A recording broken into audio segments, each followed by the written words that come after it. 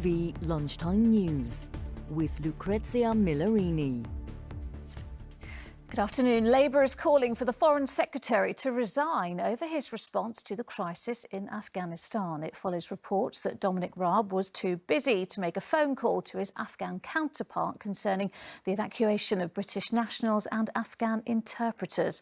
Mr Raab is already facing criticism for not cutting short his holiday to Greece last week. It comes as the situation around Kabul airport worsens, making it increasingly difficult for those who are desperate to leave the country. With the latest, here's our political reporter, Shihab Khan. Well, President Biden has insisted that US troops will remain in Afghanistan until all Americans there have been evacuated, even if that runs past his deadline. Joe Biden wants US forces out by the end of this month, but up to 15,000 US citizens are still stranded in the country. Well, speaking to ABC News, he said the turmoil in Kabul was unavoidable. A charity dedicated to the mental health of veterans has said it's seen the number of people calling them for support double in the past week because of the situation unfolding in Afghanistan. It comes after a Conservative MP who served in the country delivered an emotional speech to MPs yesterday, saying it's been a real struggle for him and other former soldiers. Well, Professor Catherine Kinnan from the charity Combat Stress joins us now. Catherine, thanks for joining us this lunchtime. A lot of emotion there from Tom Tugendhat. Fair to say that for both current and former servicemen and women, the events that we're seeing unfolding in Afghanistan do bring back a lot of trauma. Yeah, that you've seen a doubling of the number of people calling you to ask for help. And what exactly are they telling you as well? Be specific about what they're saying. Let's move on to the rest of the day's news now. And a major study has found that vaccines don't prevent transmission of coronavirus as much as was hoped, but they are effective at reducing infection in the first place. Researchers found that still to come. But first, there are fresh claims of a royal rift between the Duke and Duchess of Sussex and the Queen, according to the authors of a book about the couple's exit from the royal family. Harry and Meghan have criticised the Queen for her handling of their allegations of racism within the royal family. Our royal editor, Chris Shipp, is here to explain. So, Chris, tell us more. What's all this about?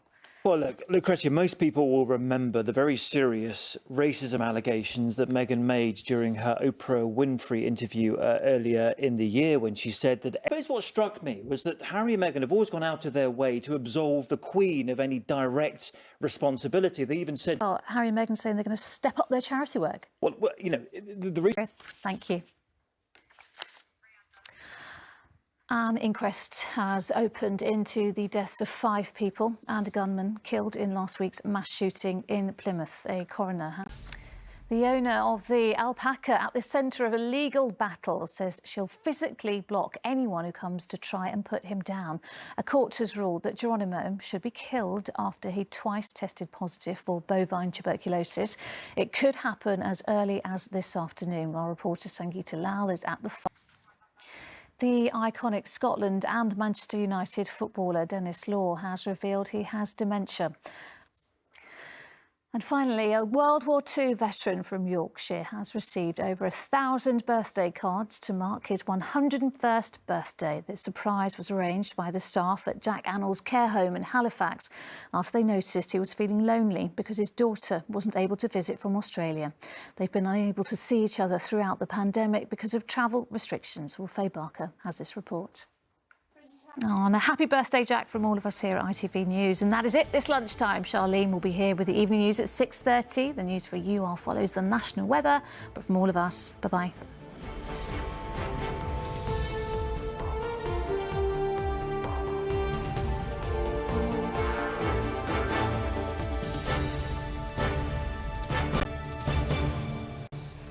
Hello again. Now the main stories in London. The environmental campaign group Extinction Rebellion will protest in Trafalgar Square next week. A 20-year-old man is in a critical condition after a shooting in East London. Met Police.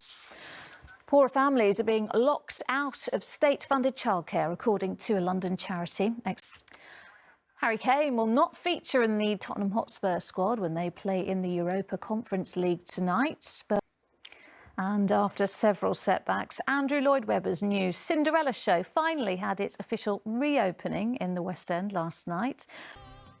All right, time to take a look at the weather now. Here's Philippa. And that's all for now. Duncan is back here at 6. Until then, enjoy your afternoon. Bye-bye.